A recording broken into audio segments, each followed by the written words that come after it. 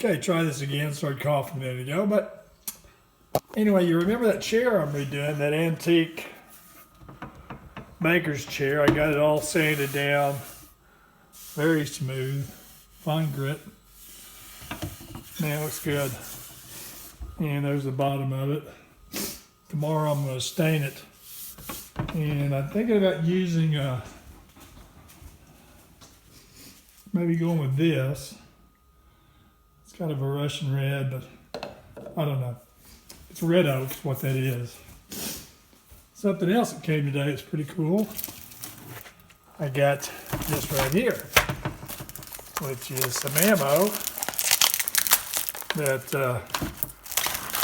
I got. Handgun ammunition.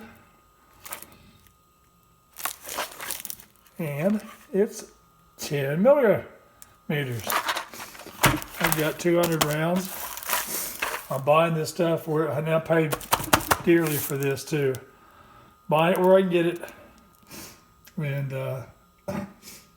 because I'm about to get me a Springfield 1911 10 millimeter with the RMR long slide. Anyway, it's been a good day.